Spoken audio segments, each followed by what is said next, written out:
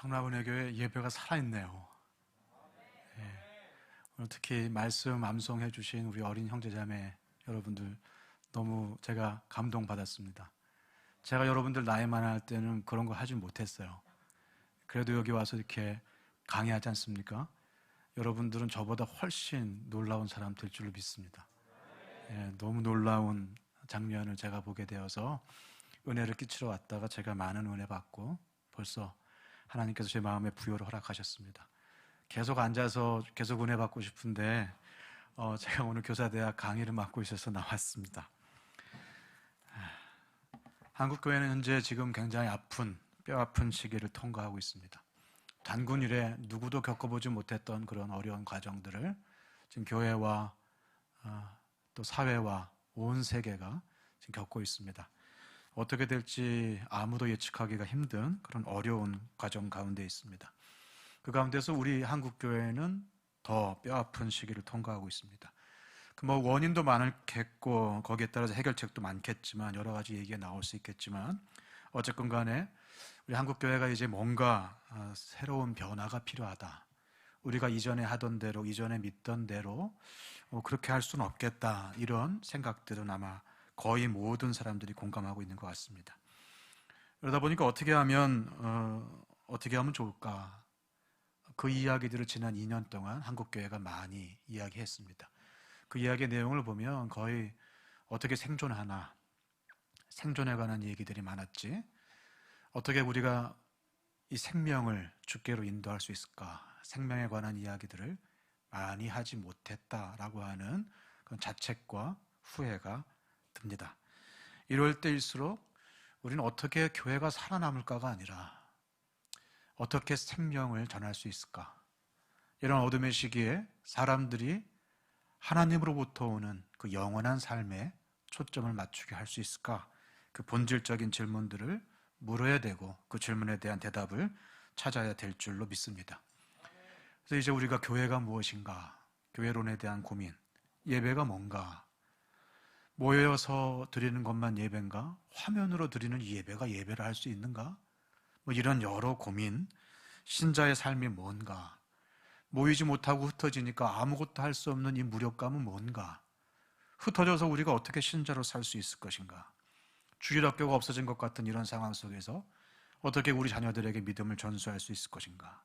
뭐가 예배며 무엇이 신앙이며 무엇이 핵심이며 무엇이 본질인가? 그런 질문이 점점 많아지고 있습니다. 여러분들도 그 질문을 물으셔야 되고 그 질문에 꼭 답을 찾으셔야 됩니다. 그 전에 하던 대로 할 수 없습니다. 가던 대로 갈 수 없습니다. 그런 면에서 한국교회는 지금 굉장히 중요한 기회를 위기 가운데 얻게 되었다. 저는 그렇게 믿습니다. 100년에 한 번 올까 말까한 너무 좋은 기회라고 생각합니다. 지금 모든 교회는 무엇인가? 모든 신자들이 예배가 무엇인가? 예수 믿는다는 것이 무엇인가? 지금 고민하고 있습니다. 그 많은 질문 가운데에서 저는 지금 눈앞에 있는 크리스찬 교사들을 위해서 한 가지 질문을 물었습니다. 이런 변화의 시기, 밑바닥부터 위까지 다 갈아엎는 것 같은 기존의 체계가 다 무너져가는 이런 변화의 시기에 그럼 주일학교 교사는 어떤 역할을 감당해야 할까? 그 질문을 물었습니다. 큰 흐름은 주께서 만들어 가십니다. 우리가 하나님이 하시는 일에 우리가 요만큼도 사실은 죄인인 우리가 기여할 수 없습니다.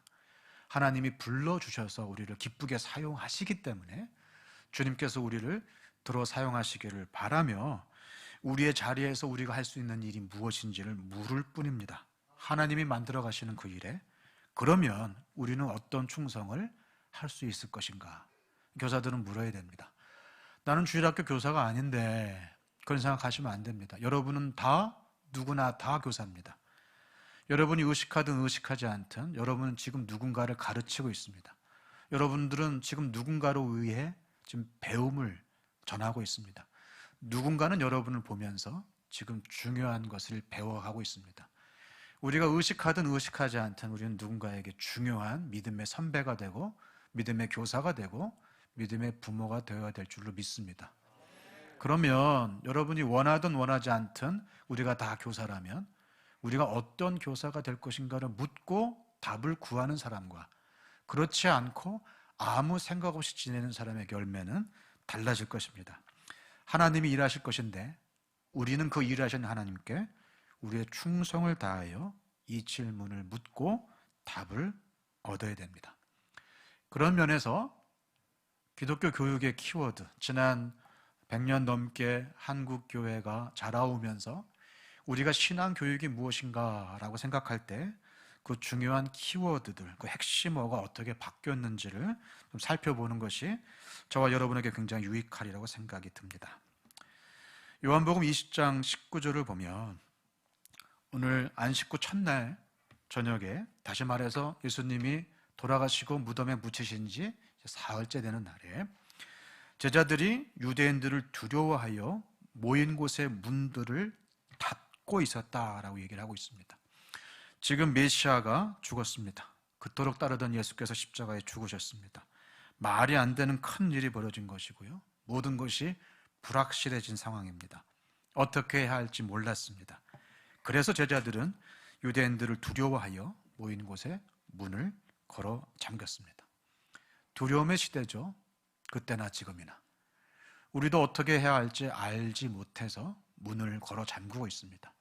나라에서 모이지 말라고 하니까 문을 걸어 잠근 것이 아니라 한국교회가 어떤 면에서 우리 다음 세대에게 또는 우리의 신앙이 어떠해야 하는지 지금 바깥으로 열린 문들을 걸어 잠그고 두려움의 이 불확실성의 시대에 살아남는 것에 대한 것에만 집중하여 모여있는 제자들의 모습과 비슷하다, 그런 생각을 하게 됩니다.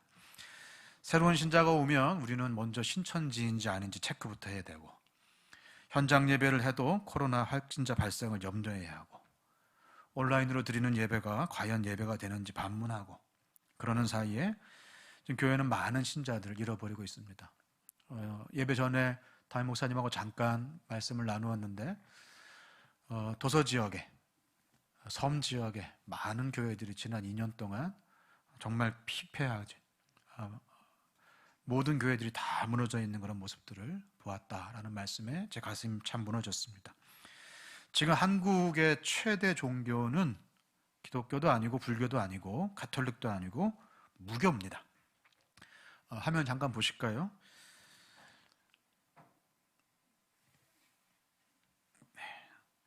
한국갤럽이 매년 이제 조사하고 있는 것이 있는데, 한국 사회의 무종교 비율이 지금 60%를 넘어가고 있습니다. 종교가 없다라고 얘기하는 사람들이 절반을 넘어서 60%, 우리나라 역사상 가장 높은 수치를 차지하고 있는 것입니다. 사람들은 종교를 갖지 않고 있는 사람들이 10명 중에 6명이나 됩니다. 실제로 20, 30대 가운데에는 70%에서 80%나 되는 사람들이 무교라고 자기를 소개하고 있습니다. 그런데 그 비종교인들에게 그러면 혹시 당신이 믿게 된다면, 어떤 종교를 갖게 된다면 어떤 종교에 호감이 있느냐, 그런 말을 해도 여전히 나는 어떤 종교에도 호감이 없다, 61%였고 불교와 천주교 다음으로 한국의 기독교가 6%로 가장 호감을 갖지 못하는 그런 종교가 되었습니다. 왜 종교에 관심이 없는가라고 물었더니 그냥 관심이 없다라고 대답한 사람들이 대부분이었습니다. 예전에는 교회를 비판했습니다. 교회가 사랑이 없어서, 교회가 말과 행실이 일치하지 않아서, 교회에서 상처받아서 뭐 이런 식으로 교회를 떠났다, 나는 종교를 갖지 않는다 그랬는데, 요즘 20, 30대, 30, 40대 사람들은 그냥 관심이 없어서 라고 얘기하는 그런 때가 됐습니다. 실제로 종교 생활이 개인의 삶에 얼마나 많은 영향을 주는가라고 물어봤을 때 별로 중요하지 않다라고 얘기하는 사람들이 지금 84년도에 24%에서 21년도에 62%까지 비종교인 인구와 비슷하게 늘어나가고 있습니다. 다시 말해서 종교는 나에게 어떤 영향도 주지 못하고 종교가 없어도 나는 아무 상관이 없다라고 얘기하는 사람들이 전 국민의 60%가 넘는다는 얘기입니다. 자, 이런 상황 속에서 그럼 우리는 하나님의 사람으로 우리 다음 사람을 그리스도의 제자로 세워야 책임을 가지고 있는 믿음의 선배로서 어떻게 신앙교육을 이어갈 것인가 고민하지 않을 수가 없습니다. 저는 몇 가지 기독교 교육의 키워드를 가지고 그 이야기들을 좀 나누려고 합니다. 먼저 기독교 전래 초기부터 1900년대 중반까지를 살펴보겠습니다. 그때의 키워드는 예수 천당이었습니다. 왜냐하면 아직 예수에 대해서 들어보지 못한 사람, 착한 일 하면 천국 가는 줄 알고 있는 사람들에게 예수님 믿어야 천국 간다라고 하는 이 복음의 핵심을 전하는 것이 기독교 전래 초기에 굉장히 중요했습니다. 그래서 굳이 영어로 표기하자면 How to Reach였어요. 한 번도 들어보지 못한 사람에게 어떻게 다가가서 복음을 전할 수 있을까? 이것이 기독교 전래 초기 1960년대까지의 이야기입니다. 1960년대 이후에는 주일학교로 키워드가 바뀝니다. 그렇게 사람들에게 전하고 예수 믿어야 천국 가는구나 라고 교회로 찾아왔어요. 교회로 몰려온 사람들을 그 다음에 어떻게 해야 됩니까? 가르쳐야 되겠죠. 이 사람들에게 천국이 무엇이며 하나님이 누구시며 하나님의 가르침이 무엇이며 복음의 핵심이 무엇인지를 가르칠 수밖에 없죠. 그래서 주일학교라는 것이 각 교회마다 일어났습니다. 주일학교가 없는 것이 없었습니다. 주일학교라 하면 어린이들이 다니는 것이 아닙니다. 그때 당시에 주일학교는 모든 세대가 다 다녔습니다. 어른들도 주일학교, 아이들도 주일학교. 오전 9시에 주일학교로 모이고 주일학교가 끝나고 나면 오전 11시에 모두 다 같이 예배를 드렸죠. 저는 어렸을 때 그래서 이미 새 찬송가 500 몇 장을 어렸을 때 다 거의 다 부를 수 있었습니다. 어릴 때부터 부모님과 함께 말씀을 들었기 때문에 그렇습니다. 이것을 영어로 표현하자면 How to teach입니다. How to reach에서 How to teach로 바뀌었습니다. 어떻게 가르칠까? 그래서 교회에서는 교사 대학이라는 걸 하기 시작했고 주일학교 공과를 만들거나 사거나 준비하기 시작했고 그 다음에 학급을 만들어서 담당 교사를 세우고 아이들에게 주일학교의 아이들에게 공과의 내용을 가르치기 시작했습니다. 전국 단위의 교사 수련회, 여름 성경학교 수련회, 교사 대학 이런 것들이 70년대, 80년대 전국 단위의 그런 훈련들이 일어나기 시작했습니다. 모든 교회는 본당을 세운 다음에 가장 처음 짓는 건물이 무슨 건물? 교육관이었어요. 어떻게 하면 몰려온 아이들을 잘 가르칠 수 있을까? 교육학적 기법들이 막 발전하기 시작했습니다. 궤도에서 OHP로 바뀌고 OHP가 빔 프로젝터로 바뀌고 이런 식으로 교육의 방법론, 도구론, 환경론 아이들에게 더 좋은 학습 환경을 주기 위한 것들이 80년대 들어서 나오기 시작했습니다. 그렇게 더 좋은 환경에서 잘 훈련된 교사들이 좋은 교재를 가지고 아이들을 잘 가르치면 어떤 결과가 나올 것이라고 기대했을까요? 아이들이 그리스도의 제자로 잘 자라나는 걸 기대하는 것이 당연하겠죠. 그런데 당황스러운 일들이 생기기 시작했습니다. 그렇게 70년대, 80년대 주일학교를 12년 아니죠. 20년 동안 교회에서 나고 자라 배우며 주일학교를 통과한 아이들이 90년대 들어서 교회를 떠나기 시작합니다. 주일학교의 추억을 가지고 있고 문화개방하였고 교회에서 회지 만들고 그랬던 아이들이 수련회에서 울며 기도하였던 아이들이 중등부 회장하고 고등부 부회장하고 총무하였던 아이들이 고등학교를 졸업하고 대학생이 되고 결혼을 하면서 믿음을 떠나가는 사람들이 많아지기 시작했습니다. 그것이 1990년대부터 2000년대 초반까지의 상황입니다. 그때의 키워드는 다음 세대라는 말이 등장을 합니다. 교회가 교회의 다음 세대를 걱정하기 시작한 거예요. 이러다가는 이렇게 주일학교가 줄어들고 분명히 몇십 명씩 몇백 명씩 졸업을 했는데 아이들이 없고 청년들이 없는 이런 상황이 계속된다면 앞으로 30년 후에 우리 교회에 누가 일꾼이 되며 누가 교인이 되며 누가 성도가 될까? 이런 위기감을 느끼기 시작합니다. 2000년대 초반에 많은 사람들이 영국 교회의 예를 들어서 머리가 하얀 노인들만 남아있는 영국 교회. 그래서 교회를 나중에는 이제 디스코텍으로 팔고 모슬림들의 방송국으로 팔고 이런 일들이 일어나고 있는 영국 교회의 장면을 보여주면서 한국 교회가 이렇게 될 것이다 라고 얘기하면서 다음 세대를 이야기하기 시작했습니다. 2000년대 초반 모든 교회가 다음 세대를 준비하는 교회라는 캐치프레이즈를 가지고 모두 다 홈페이지에 다음 세대라는 말을 적었습니다. 어떤 교회도 예외 없이. 그 전까지는 그냥 주일학교 열고 뭐 여름 성경학교 하고 북치고 동네 한 바퀴 돌면 아이들이 쭉 따라오고 뭐 자두 주고 수박 주고 빵 주면 아이들이 몰려온다고 생각을 했는데 어떤 수를 써도 아이들이 오지 않는, 자꾸 아이들이 빠져나가는 그러한 무력한 주일학교의 시대, 두려움의 시대를 처음 겪기 시작합니다. 다음 세대. 사실 이건 우리나라에서 처음 일어난 일이 아니고요. 이미 서구 사회에서 우리보다 30년 먼저 진행됐던 일입니다.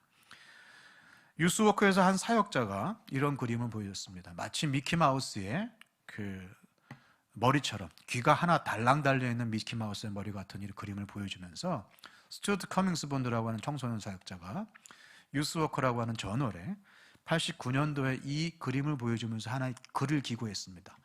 앞으로 미국 교회의 다음 세대의 사역은 이렇게 될 것이다. 그리고 우리는 수도 없이 많은 다음 세대를 잃어버리게 될 것이다. 1989년도에 이미 이야기했어요. 이게 뭐냐? 미키마우스의 머리, 교회입니다. 미키마우스의 귀, 다음 세대 부서예요. 중등부, 고등부라고 하는 학생 부서를 말합니다. 원래는 하나의 교회였던 교회, 하나의 가족이었던 교회가 청소년들이, 다시 말해서 베이비 부모 세대와 전혀 다른 가치를 가지고 있는 새로운 세대가 등장을 하면서 부모 세대와 세대 차이를 느끼고 자기들끼리 부르는 찬양, 자기들끼리 드리는 예배, 자기들끼리 하는 활동과 자기들끼리 드리는 종교 생활에 익숙한 그러한 세대가 처음으로 세계 교회에 등장하기 시작을 했고, 저것은 하나의 교회라고 하는 하나님이 보여주신 예수님을 머리로 하는 원래의 교회론에 반하는 것이어서 마치 한 지붕 안에 두 가족이 사는 것처럼 완전히 다른 걸음을 걷는 걸음으로 우리는 우리 부모 세대의 신앙을 다음 세대에게로 전해주는 것에 실패하게 될 것이다 라고 예견을 했습니다. 자, 이 예견에 청소년 사역자들이 귀를 기울였을까요? 안 기울였을까요? 네, 무시했습니다. 1989년도가 미국에도 어떤 때였냐 하면 피자 한 판만 시켜놓으면 아이들이 버글버글 몰려오던 때였어요. 이 몰려오는 아이들에게 how to teach, 어떻게 가르칠까, 이거 연구하는 게 청소년 사역 컨퍼런스였습니다. 그런데 거기에다가 미국 교회 망한다, 우리는 청소년을 잃어버리게 될 것이다, 이 얘기를 하니까 아무도 믿지 않았죠. 자, 그 일은 20년이 지나, 그가 예견하였던 20년 뒤 채 되기도 전에 90년대 중반부터 현실화되었고 2000년대 들어서 미국의 주일학교는 죽었다라고 주일학교 사역자 컨퍼런스에서 선언을 하기 시작합니다. 완전히 다른 형태의 다음 세대 신앙교육이 있지 않으면 우리 미국 교회는 앞으로 또 하나의 30년의 사막을 걸어가게 될 것이다. 그리고 지난 20년 동안 미국 교회는 어떻게 가르칠까가 아니라, 다음 페이지, 어떻게 이 단절과 방임을 이길 것인가, 부모 세대가 어떻게 예배 드리는지를 본 적이 없는 다음 세대, 그리고 교회에다가 맡겨놓기만 하면 유스 패스터, 다시 말해서 청소년 사역자가 알아서 아이들을 잘 길러주니까 마치 학원에다가 아이들을 맡겨놓으면 아이들이 잘 자랄 것처럼 생각하는 부모들처럼 주일학교라고 하는 어떻게 보면 영적 사교육 단체에 아이들을 맡겨놓으면 아이들이 그리스도의 제자로 잘 자랄 것이다 라고 생각하는 이 부모들의 방임을 이겨내는 것이 앞으로 신앙을 전수하는 일의 핵심 키워드가 될 것이다 라고 말하고, 이 단절과 방임을 뛰어넘기 위한 세대 통합 사역을 몇몇 학자들과 목회자들이 선구적으로 시작했습니다. 그래서 2000년대, 2010년대부터 이제 키워드는 세대 통합이 됐습니다. How to match죠. How to reach, 어떻게 한 번도 복음을 들어보지 못한 사람에게 다가갈까? How to teach, 그래서 교회에 온 사람들에게 어떻게 가르칠까? 근데 잘 가르쳤더니 신앙은 가르친다고 가르쳐지는 게 아니더라 이겁니다. 신앙은 물려주는 것이지, 신앙은 가르친다고, 온라인으로 배운다고, 인강으로 배우는 게 아니더라고요. 신앙은 가르치는 게 아니라 전수하는 것이어서 부모 시대의 신앙, 그들의 모습, 그들의 삶의 결단, 그들의 삶의 변화를 바라보면서 먼저 믿은 사람들의 뒤통수를 보고 쫓아가는 그런 통전적인 삶 속에서의 넘겨줌이지, 교실 안에 가둬놓고 가르친다고 배워지는 것이 아니다 라는 깨달음에서 How to match, 어떻게 하면 부모 세대와 다음 세대를 만나게 할 것인가, How to match, 어떻게 교회와 가정이 만나게 할 것인가, How to match, 어떻게 죄 많은 사람들이 죄 없으신 하나님과 만나게 할 것인가. 이 세대 통합 How to match의 사역으로 키워드가 바뀌기 시작했습니다. 간단히 제목만 다시 한번 보도록 하겠습니다. How to reach의 시대가 있었죠. 예수 천당, 불신지옥, 그것만으로도 복음이었던 시대. 몰려온 아이들에게 How to teach, 어떻게 가르칠 것인가, 공과책을 만들고 교사대학을 하고 훈련을 하며 교보제를 잘 활용해서 잘 가르쳤던 80년대와 90년대. 그러나 물러가는 아이들, 다 빠져나가는 아이들을 보면서 How to catch, 그들을 어떻게 붙잡을 것인가를 고민하는 시대가 있었습니다. 잃은 양 찾기를 하고, 아이들을 붙잡을 수 있을 만한 유명 연예인들의 간증을 한번 이렇게 펼치기도 하고, 사람들의 호기심을 받을 만한 몇 명 모아오면 티코 1등, 이런 식의 접근들을 하면서 How to catch, 이 떠나가는 세대를 붙잡는 일들이 90년대, 2000년대 있었어요. 그러나 이제는 How to match입니다. 어떻게 가르칠까도 아니고 어떻게 붙잡을까도 아닙니다. 떠나가는 아이들을 붙잡는다고 되지 않습니다. 그들에게 잘 가르친다고 되지 않습니다. 어떻게 하면 연결할 것인가 합니다. 다시 말해서 기독교 교육의 근본이 바뀌고 있는 것입니다. 아니죠. 기독교 교육의 근본으로 돌아가고 있는 것입니다. 분리되었던 교육, 나눠놓고 똑같은 언어를 쓰고 있는 아이들에게, 똑같은 필요를 가지고 있는 아이들에게 잘 가르치면 효과가 있을 것이다 라고 하는 효율과 효과 만능주의를 버리고, 이제 통합된 목회, 아이들은 가르침의 대상이 아니라 목회의 영역이고, 아이들은 모르기 때문에 배워야 하는 사람이 아니라 아이들은 우리 옆에 두셔서 믿음의 선배와 후배가 함께 대화하며 같이 커가는 신앙의 형제요 자매라는 것을 깨닫기 시작한 것입니다.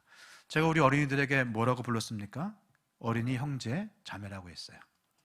우리 형제 자매들은 지금 우리가 볼 때의 어린이지 저 천국에 가서도 어린일까요? 아니에요. 저 천국에서 다시 만나면 우리 아이들이 와서 그럴 건 저보고 형제님 그럴 거예요. 그렇잖아요. 너나 나나 다 형제지 뭐. 아이들은 가르침의 대상이 아니고요, 아이들은 우리 교회의 형제요 지체입니다. 이 아이들은 잘 가르쳐 놓으면 나중에 교회의 일꾼이 될 사람이 아니고요, 교회의 미래라고 많이 얘기하는데 아이들은 지금 교회의 현재입니다. 아이들은 예수를 받아들이는 그 순간 이미 예수 그리스도의 제자이며 제자로서 자라나가고 있는 그 과정 속에 들어갔으며, 지금도 우리 옆에서 함께 주고받으면서 함께 교회를 이루어가고 있는 지금 살아있는 지체이지, 지금은 아닌데 잘 가르치면 나중에 일꾼이 되는 미래 세대가 아니라는 것입니다. 그런 면에서 다음 세대가 아니라 현재 세대고, 다음 세대가 아니라 형제요 자매입니다. 이제 교회에게 맡기던 신앙교육에서 각 가정의 부모가, 믿음의 선배들이 자신의 역할로 되찾는 교육으로 바뀌고 있습니다. 그러면 이렇게 세대별로 분리된 교육에서 통합된 목회로, 주일학교에 맡기던 교육에서 가정이 되찾는 신앙 전수로 바뀌고 있는 상황, 다시 말해서 주일학교 중심에서 가정 중심으로, 주일학교 현장에서 삶의 현장으로, 주일학교가 전담하던 시대에서 목회 영역으로 또는 부모의 사역으로 혹은 가정 사역으로 전환되고 있는 이때에 주일학교 교사들의 고민이 있어요. 무슨 고민일까요? 그럼 난 뭐하지? 주일학교가 필요 없다는 얘기인가? 그렇지 않습니다. 여러분 어떻게 생각하세요? 코로나 때 주일학교가 기능하지 못했잖아요. 그건 정말 탁월한 강사들을 모아놓고 탁월한 사회자, 탁월한 연기자들을 모아놓고 탁월한 기독교 컨텐츠를 만들어서 EBS 방송처럼 전국의 전교회에게 싹 보내주면 그 최고 아니겠어요? 기독교 교육학과 교수가 만들어 놓은 커리큘럼으로 유명 연예인들이 나와서 뮤지컬하고 연기하면서 아이들의 시선과 아이들의 관심을 쫙 빨아들일 수 있는 뭐 제2의 뽀로로 예수님이 나오고 막 그러면 아이들 텔레비전 앞에서 2시간, 3시간 동안 제자 훈련 받을 텐데 어떻게 생각하세요? 그게 차라리 낫지 않겠나? 그렇지 않습니다. 여러분의 사역, 지금 주일학교 교사든 아니든 여러분의 사역은 지금 변화의 시기에 변화를 돕는 사람으로 크셔야 됩니다. 여러분은 변화를 돕는 교사로 서셔야 됩니다. 교육에서 목회로, 주일학교에서 삶의 현장으로, 가정으로 전환되는 말 그대로 뉴 노멀이죠. 새로운 노멀, 평범한 신앙생활의 기준이 급속히 바뀌고 있는 이때에 여러분의 역할이 어느 때보다도 중요한 시기가 됐습니다. 우리는 기존의 체계에 있지만 새로운 필요를 눈앞에 두고 있는, 이미 몸으로 느끼고 있는, 기존의 주일학교 시스템은 그대로 있지만 이 시스템으로는 절대로 그렇게 갈 수 없는 완전히 새로운 시대에 지금 전한 게 있어요. 여러분들만큼 중요한 교사의 역할을 맡았던 적이 어느 시대에도 없었습니다. 여러분은 지금 너무 중요한 때에 놓여졌습니다. 여러분이 도와야 이것이 가능합니다. 어떻게 이 변화를 도울 수 있을까요?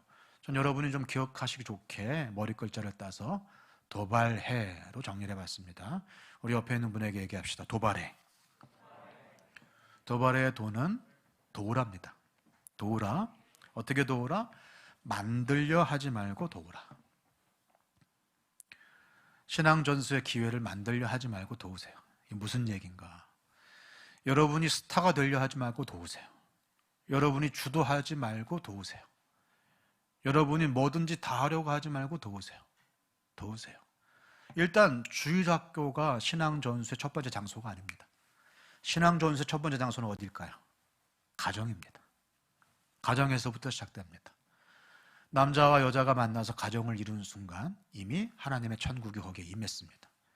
하나님의 계획이 창세 때부터 있었습니다. 하나님은 그곳에서 인간됨, 신자됨, 교회됨의 모든 것들을 출발하셨습니다. 거기 안에 비밀이 있습니다. 가정이 서면 나라가 섭니다. 정말 그렇습니다. 신앙도 마찬가지입니다. 여러분이 가정에서 믿음을 실천하지 못하면 어디서도 실천하지 못합니다. 신약 성경이든 구약 성경이든 성경 전체가 말하는 것이 무엇인가를 물었을 때 예수님이 주저하지 않으시고 이렇게 대답하셨습니다. 하나님을 온 마음 다해 사랑하고 내 이웃을 내 몸처럼 사랑해라. 예수님이 처음 하신 말씀이 아니에요. 신명기에 다 있는 말씀이에요. 하나님은 처음부터 우리 신앙이 무엇이냐? 하나님을 우리의 모든 것을 동원하여 사랑하고 그 사랑에 근거해서 하나님이 지으신 사람을 사랑하는 거예요. 그게 우리 신앙의 전부입니다. 믿으십니까? 자, 그러면 하나님 온 마음 다해 사랑하는 사람이 내 이웃을 내 몸처럼 사랑하라고 그랬는데 가장 가까운 이웃이 누굴까요? 가장 가까운 이웃이 누굴까요? 여러분의 아내, 여러분의 남편, 여러분의 자녀, 여러분의 부모예요. 피를 나눈 가족을 하나님의 사랑으로 내 몸처럼 사랑하지 못하는데 어떻게 우리가 지구 반대편에 얼굴도 본 적이 없는 아마존 밀림의 사람들을 도울 수 있겠습니까? 어불성설이죠. 우리는 자꾸 선교를 저 지구 반대쪽에 미개한 사람들에게 돈을 보내주는 걸 선교라고 생각합니다. 아니에요.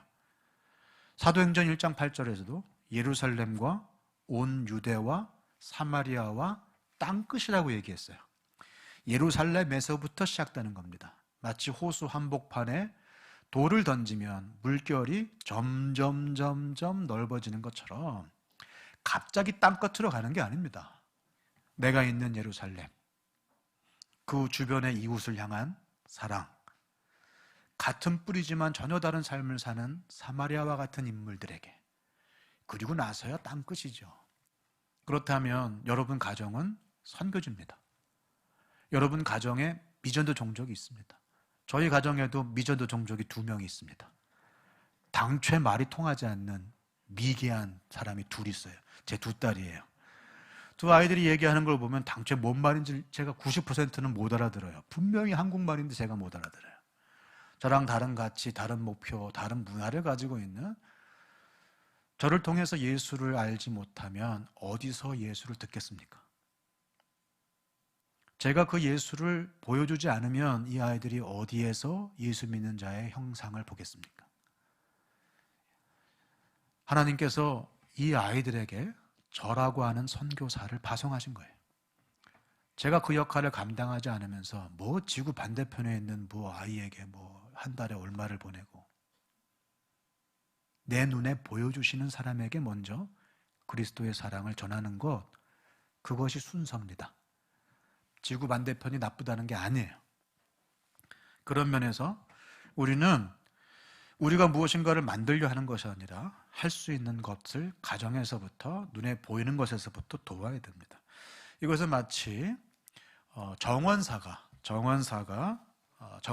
하는 일과 같습니다. 정원사는 절대로 나무를 만들지 못합니다. 나무가 자라는 걸 도울 뿐이죠. 그 씨앗의 가능성, 그 나무의 힘은 조물주이신 하나님만 부여하실 수 있습니다. 우리는 그저 물을 뿌리고 가꾸고, 그리고 성장을 방해하는 것들을 제거해주고 잘 자랄 수 있도록 옆에서 격려하고 돌보는 사람들입니다. 정원사가 아무리 성격이 급해도, 그리고 아무리 힘들다고 해서 여름을 건너뛰고 열매 보겠다고 가을을 앞당길 수는 없는 겁니다. 계절이라는 것이 있는 거예요. 우리는 지금 아마 한여름을 통과하는 건지도 모르겠습니다. 열매가 보이지 아니하고 무슨 일을 해도 되지 아니하는 그런 교회의 시대, 영원한 시대를 봤을 때 정말 우리는 아주 어려운 여름의 시기를 통과하는지도 모르겠어요. 우리가 어떻게 한다고 해서 이 시기가 갑자기 바뀌지는 않을 겁니다. 그러나 하나님은 실수 없이 착오 없이 지금 교회의 시대를 열어가고 계시며 그 계획대로 진행하고 계십니다. 우리가 보기에 답답할 뿐이지 하나님 보시기에는 하나도 답답할 게 없어요. 하나님의 계획은 온전하십니다. 우리는 다만 지금 놓여있는 상황 속에서 여름이면 여름인 대로 청지기로서 도우면 되는 거예요. 아무리 마음이 급하다고 해서 산파가 산모가 될 수는 없잖아요. 산파는 옆에서 산모를 돕는 사람입니다. 우리는 생명을 죽었다 깨어나도 나을 수 없습니다. 생명의 주이신 하나님 외에는 어느 인생에게도 새로운 생명을 허락해 주지 못하십니다. 여러분이 아무리 좋은 말과 논리적인 설득을 가지고 전도해도 우리의 말 때문에 그들이 감동받는 게 아니에요. 아무리 어리석게 전해도 성령이 역사하시면 전도의 어리석은 것으로 한 인생을 바꾸실 줄 믿으시길 바랍니다. 우린 돕는 겁니다. 산파예요. 산모가 아니에요. 산모가 되려고 하지 마세요. 내가 아니면 안 될 것처럼 그렇게 생각하는 사람들이 있어요. 교회에다가 맡겨주시기만 하면 이 아이 정말로 영적인 화랑으로 길러내겠습니다. 막 그런 목회자들이 있어요. 뭔 자신감으로 그런 말을 하는지 몰라요. 우리는 무익한 종입니다. 나는 아무것도 할 수 없는 자입니다. 그러나 하나님이 필요하시다면 하나님이 쓰시기에 부족함이 없는 더럽지 않은 그릇으로 제가 준비하겠습니다. 그게 우리의 자세지, 우리가 마치 다음 세대를 책임질 것처럼 전혀 그렇지 않습니다. 우리는 돕는 사람입니다. 성령 하나님을 도우십시오. 하나님을 도우십시오. 얼마나 멋진 일입니까? 우리가 하나님을 돕다니. 하나님은 전혀 도움이 필요치 않으신 분이신데 우리가 돕기를 기대하십니다. 그리고 우리가 함께 참여할 때 기뻐하시고 그걸 영광스러워 하십니다. 이 얼마나 놀라운 초대입니까? 그 초대에 우리가 부름을 받은 것입니다. 그리고 지금 가장 어려운 교회 시기에 여러분을 부르셨다는 얘기는 여러분이 아니고서는 못하기 때문입니다. 왜 이런 시기에 내가 목회를 해서, 왜 이런 시기에 내가 교사가 돼서, 왜 이런 시기에 우리가 놓여서 이렇게 교회가 어렵나 생각하지 마세요. 여러분이 아니면 안 되기 때문에 이런 시기에 여러분을 부르신 것입니다. 그럼 감사해야죠. 하나님 어려운 때에 불러주셔서 감사합니다. 이 중요한 때에 나에게 이 중요한 일을 맡겨주셔서 감사합니다. 내 능력에 맞는 일을 찾아다니는 게 아니라 맡겨주신 일에 맞는 능력을 주십시오. 우리 그렇게 기도해야 될 거 아니겠습니까? 이 어려운 때에 합당한 지혜를 주십시오 라고 기도해야 될 거 아니겠습니까? 그 마음으로 하나님 앞에 두려움으로 나가십시오. 두려움 없이 나가십시오. 제자들은 문을 걸어 잠갔잖아요. 메시아가 죽었으니까. 그러나 그 부활의 아침을 뚫고 예수님은 수도 없이 많은 일을 하셨습니다. 그 아침에 베드로에게 나타나시고 마리아에게 나타나시고 길을 걸어가던 두 제자에게 나타나시고 말씀을 풀어주시고 제자들에게 나타나시고 다시 한번 의심 많은 도마 앞에 나타나시고 그 찔린 자국을 보여주시고 그들을 믿게 하셨어요. 그것이 아니고서는 샬롬을 전할 방법이 없기 때문입니다. 주께서 오셔서 평화를 전하노라. 그 불안에 떠는 어떻게 해야 할지 모르는 지금 소망을 잃어버린 두려움의 문을 걸어 잠긴 제자들에게 예수께서는 샬롬을 전해주셨습니다.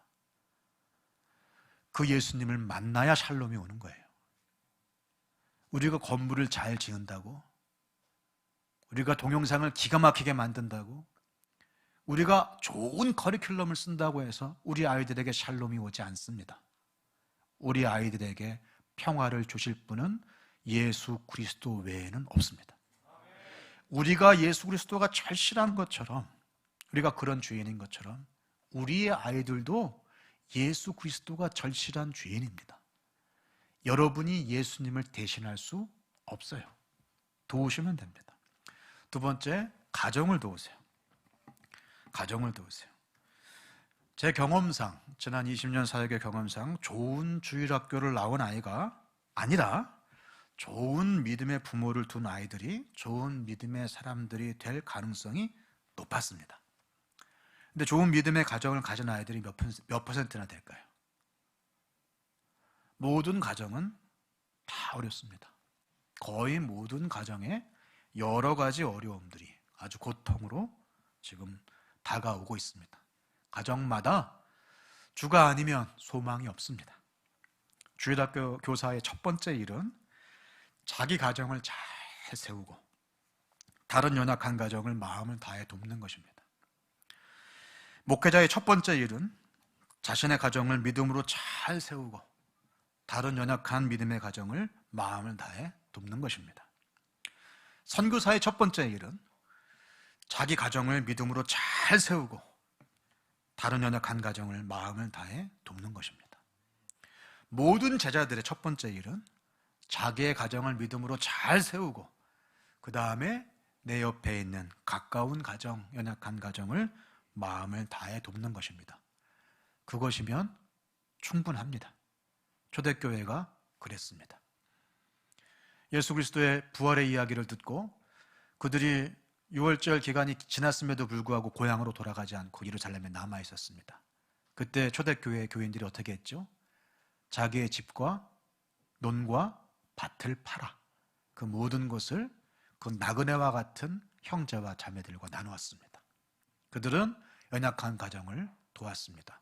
함께 먹고 함께 떡을 떼며 예수님의 마지막 소원, 너희가 내가 너희를 사랑한 것 같이 너희도 서로 사랑하라 하신 그 명령을 함께 지켰습니다. 여러분, 그거면 충분하지 않겠습니까? 우리가 우리의 가정을 주의 믿음으로 잘 세우고 내 눈에 보이는, 내 눈에 보여주시는 그 연약한 가정 잘 섬길 수 있다면 바로 여기가 천국 같은 곳이 되지 않겠습니까? 그거면 충분합니다. 가정을 잘 도우세요. 마지막, 목회를 도우십시오. 목회를 도우라. 깨어진 가정, 연약한 가정, 과부와 고아와 나그네와 같은 가정들을 돕기 위해서 하나님은 커다란 가정을 주셨습니다. 우리는 다 깨어졌잖아요. 어떻게 우리는 다 고아와 같은 사람들입니다. 육신의 부모는 있지만 영적인 선배를 못 가진 사람들이 많습니다. 홀로 외롭게 아이를 길러내는, 분명히 남편이 있는데도 불구하고 과부처럼 살아가는 믿음의 사람들이 많습니다. 그런 사람들을 위해서 하나님은 더 큰 가정을 주셨습니다. 그것이 무엇일까요? 교회입니다. 교회는 하나님의 가정입니다. 우리는 다 고아와 같은 자였지만 주 안에서 입양되었습니다. 그래서 더 이상 고아처럼 살지 아니하고 하나님을 아빠, 아버지라고 부르게 되었습니다. 우리 하늘 가족이 됐다는 사실을 잊어버리지 마시기 바랍니다. 깨어지고 상한 가정들이 교회라고 하는 더 큰 가족에 편입되도록 하는 게 목회입니다. 목회는 회원 교인을 늘리는 게 아니고요. 그 깨어지고 상한 가정이 교회라고 하는 가정을 만나 이 안에서 형제요, 자매요, 아버지를 만나게 되는 놀라운 믿음의 새로운 출발, 그것이 바로 목회입니다. 그런 출발을 안내하고 같이 걸어가 주는 것이 목회입니다. 그 가족 안에서 하나님이 좋은 아버지라는 사실을 알리고 전하고 기뻐하고 높여드리는 게 바로 신자의 삶입니다. 지금 사람들은 다 따로따로 살죠.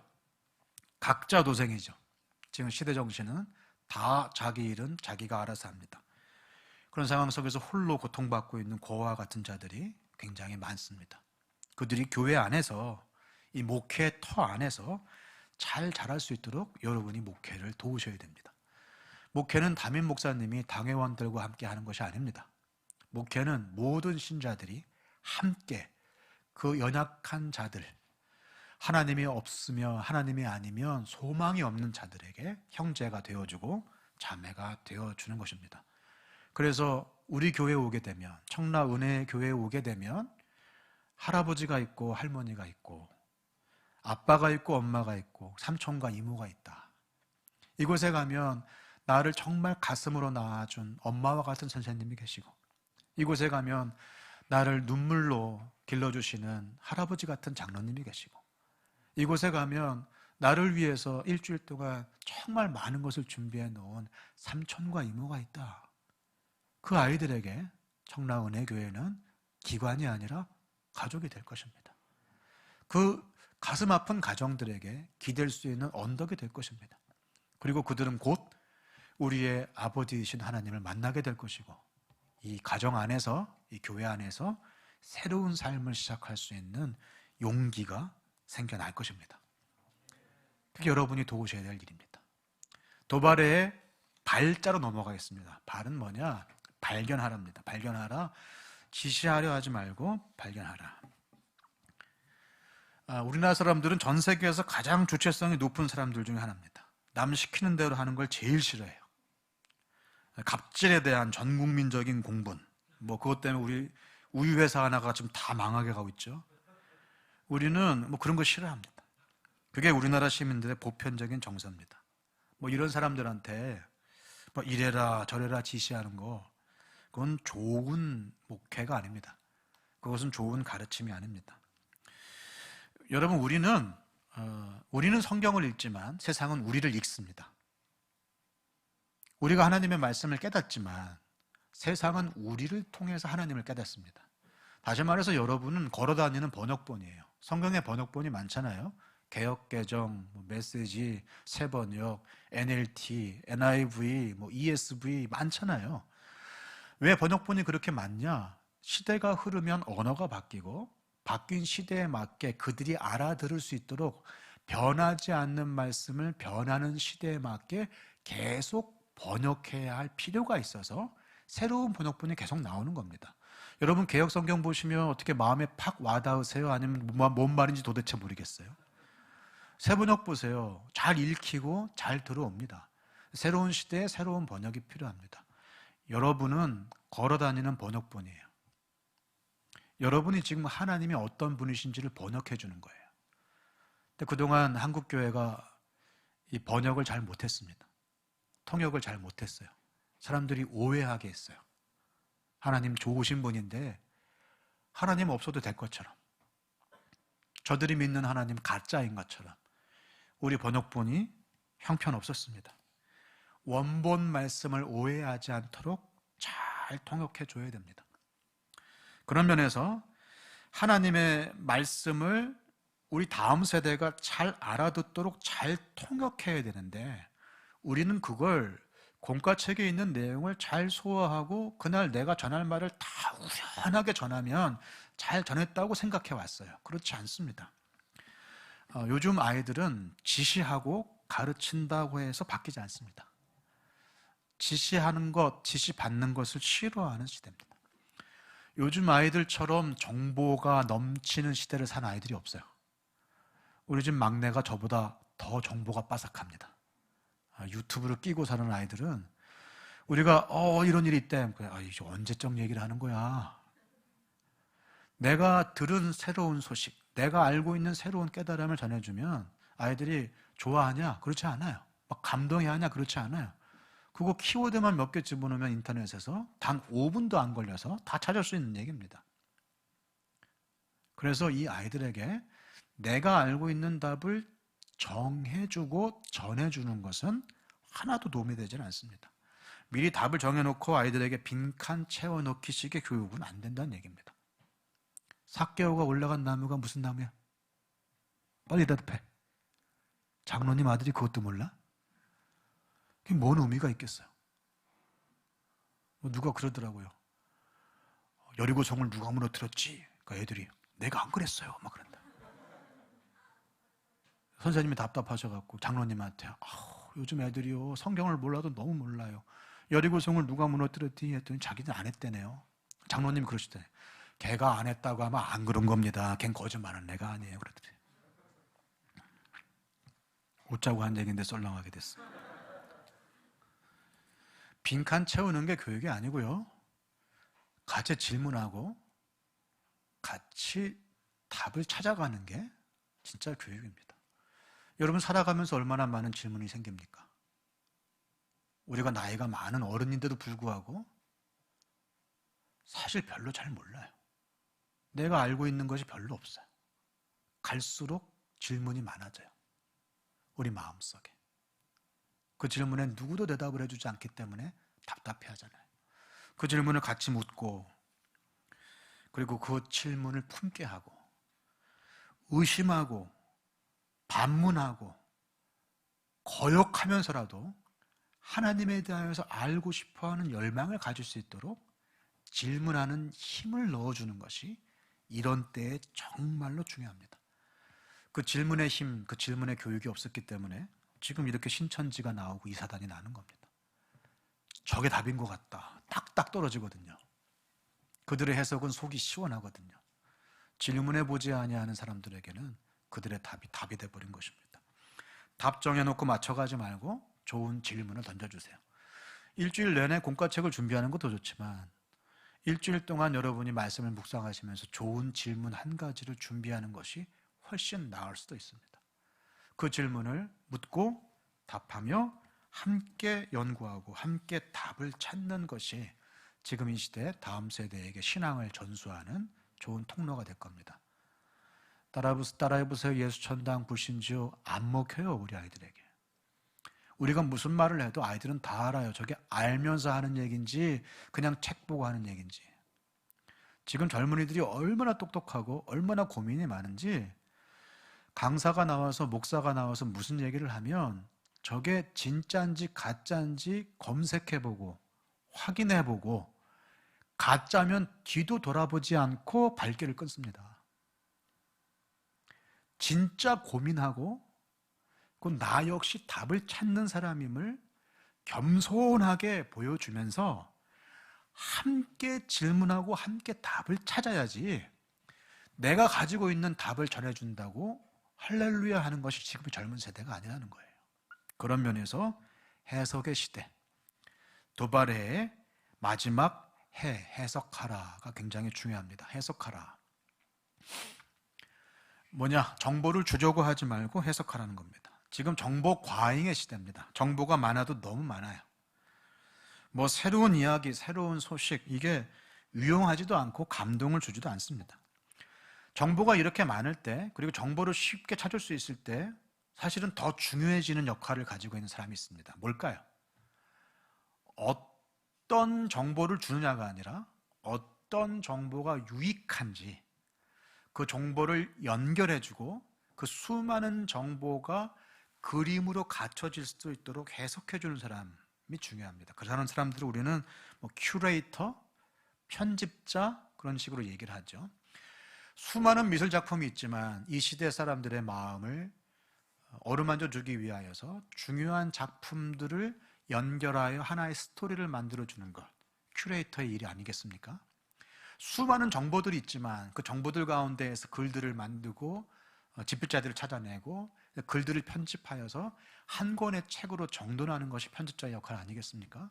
마찬가지입니다. 지금 정보가 난무하고 있는 시대에 우리 아이들에게 필요한 건 정보가 아니라 해석입니다. 예를 들어볼게요. 쉬운 예를 들어볼게요. 여러분 물건 사실 때 어떻게 사세요? 저는 인터넷으로 들어가서 검색을 합니다. 어디에서요? 뭐 네이버 쇼핑이나 다나와에서요. 검색을 하면 다나와 이름 참 잘 졌죠? 다 나와요, 정말로. 그러면 최저가가 싹 나옵니다. 가장 싼 곳, 가장 믿을만한 곳, 레이팅이 높은 곳, 그리고 믿을만한 곳에 뭐 배송비까지 다, 쿠폰까지 다 동원해서 어떻게 하면 싼 것을 살 수 있는가, 그 정보를 발견하기가 정말 쉬워졌어요. 그래서 요즘에는 요망 1원이라도 싸게 팔기 위해서 안달이 나 있죠. 그게 정보의 힘입니다. 누구나 하는 거예요. 저는 그렇게 하지 않습니다. 저는 물건을 살 때 어떻게 살까요? 저희 교회에서 가장 가까운 곳에서 삽니다. 우리 집에서 가장 가까운 곳에 가서 삽니다. 이 동네에 교회가 있어서 다행이에요. 거기가 좀 비싸요. 괜찮아요. 최저가보다 더 비싸요. 괜찮아요. 교회가 여기 있어서 그들이 덕을 본다면 우리가 선교에 막 몇 억씩, 몇 천만 원씩 쓰는데 그 몇백 원 더 주는 게 뭐 대수겠습니까? 교회가 있어서 교회가 속해 있는 건물에 가게 주인이 기뻐한다면 그것이 훨씬 나은 소비인 거예요. 최저가는 정보예요. 그러나 가장 가까운 곳에서 일부러 착한 소비를 하는 것은 해석이에요. 통찰이죠. 이 시대에 함께 지금 최저가를 맞추기 위해서 제살 파먹기식으로 손해보면서 장사를 하면서 울며 겨자 먹기로 지금 오픈마켓에 들어가 있는 사람들에게 일부러 더 많은 돈을 주고서라도 우리 동네, 우리 교회 가까운 곳에 물건을 일부러 사주는 믿음의 사람들의 소문이 퍼진다면 그것이 훨씬 하나님 나라의 덕이 되는 것이고 여러분 교회의 덕이 되는 것이고 여러분 가정의 덕이 되는 거예요. 이건 통찰입니다. 시대를 읽는 눈이 있으면 그렇게 사는 거예요. 예를 들어서 좋은 정보가 아니라 좋은 해석, 몇 가지 정보가 아니라 정말로 그 먼저 살아본 사람, 많은 시간을 실패해보고 많은 시간 고민해보지 않은 사람이면 올 수 없는 그 통찰을 전해주는 것이 먼저 믿은 교사, 먼저 믿은 부모들이 해야 할 것입니다.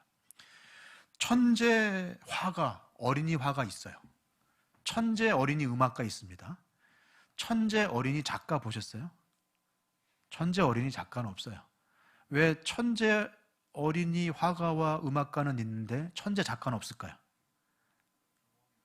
그건 통찰, 시간이 쌓여야만 나오는 것이기 때문에 그래요. 머리가 뛰어나서가 아니라 우리에게 주신 그 수많은 실패가 쌓여져서 우린 다음 사람에게 믿음의 통찰을 줄 수 있습니다. 그것이 바로 도발의 해입니다. 여러분 주일학교 교사로 가르치는 일을 그만두십시오. 주일학교 교사로 연결하는 일을 시작하십시오. 여러분은 가르치는 사람이 아니라 연결하는 사람입니다.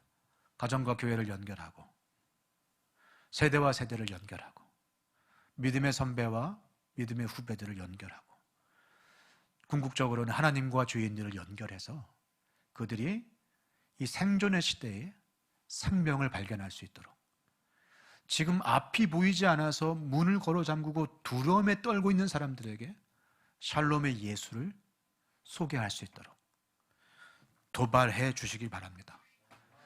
첫 번째 도우라, 두 번째 발견하라, 그리고 마지막으로 해석하라. 이미 변화를 이끌고 계신 하나님을 도우시고 함께 발견하며 지시하거나 정보를 주지 말고 해석과 통찰을 줌으로써 이 아이들에게 믿음의 삶이 얼마나 근사한 것인지, 세상이 아무리 두려워도 두렵지 아니하고 소망을 가지며, 오히려 마가다락방 성령 강림 이후 세상이 두렵지 않은, 오히려 세상이 두려워하는 그런 믿음의 전사로, 그런 믿음의 선교사로 제자들이 변모되었던 것처럼 그렇게 그리스도를 만난 사람들로 우리 아이들을 세워주시기를 바랍니다. 한 5분 정도 남았는데요, 제가 실제적인 제언 몇 가지를 드리도록 하겠습니다. 첫 번째는 낭비하라는 거예요. 이 모든 것들을, 도발해를 연결하는 건 낭비하라는 겁니다. 효율과 효과가 아니라 낭비해 주세요. 우리는 하나님을 사랑하고 내 이웃을 내 몸처럼 사랑하는 사람입니다. 우리 아이들에게 사랑을 보여야 돼요. 사랑을 보일 때 사랑의 특성이 있습니다. 사랑은 낭비해요. 사랑은 비효율적이에요. 사랑은 막 흘러 넘쳐서 바닥에 뚝뚝 떨어지는 게 사랑이지, 딱 필요한 만큼을 최소의 투자로 해서 최대의 결과를 맺는 게 사랑이 아닙니다. 그건 투자죠. 사랑은 바보 같은 거예요. 사랑은 뒤를 보지 않는 거예요. 사랑은 계산기를 두들기지 않는 거예요.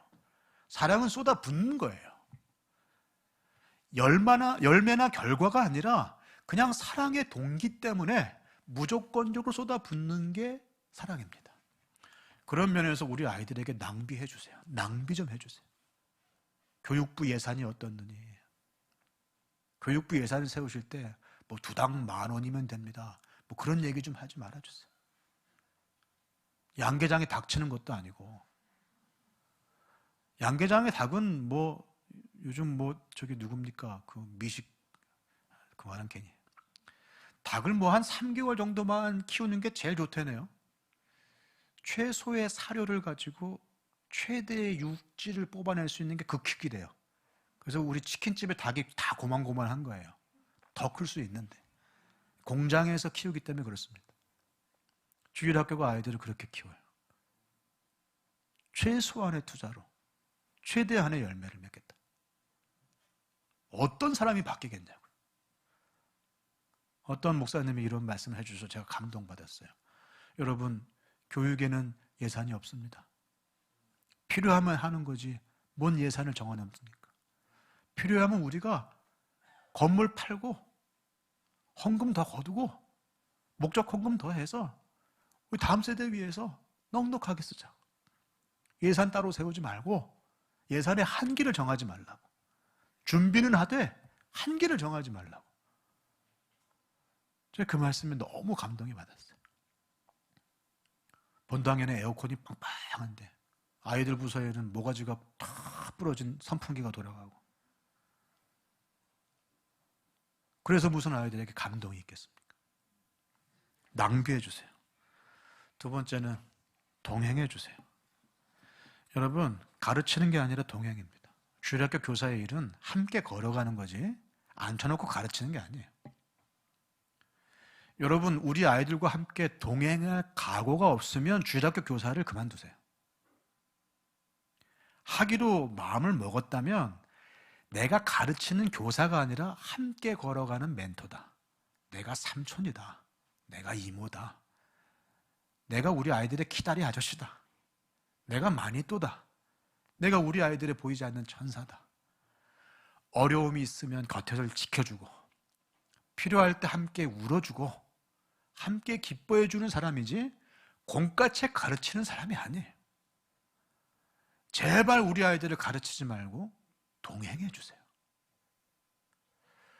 어떻게 해서든지 우리 아이들의 삶과 우리 아이들의 그 고민 속에 들어가서 내 삶으로 번역해주는, 오해가 없는 하나님의 말씀이 전해지도록 우리 아이들의 아름다운 믿음의 선배가 되어주시기를 간절히 부탁드립니다. 도발해. 도가 뭐였죠? 도우라. 내가 아니면 안 될 것처럼 다 하려고 하지 말고 하나님의 일을 도우시고 목회를 도우시고 가정을 도와주세요. 발견하라. 지시하지 말고 함께 질문하고 함께 발견해 가세요. 해석하라. 정보가 아니라, 몇 가지 지식이 아니라 통찰을 주시고, 이 시대에 우리에게 하나님께서 보여주시는 하나님의 마음을 전달해 주세요. 낭비와 동행을 통하여 우리에게 그렇게 사랑을 낭비해 주시고 우리와 동행해 주신 하나님을 보여주십시오. 우리 같이 기도하겠습니다.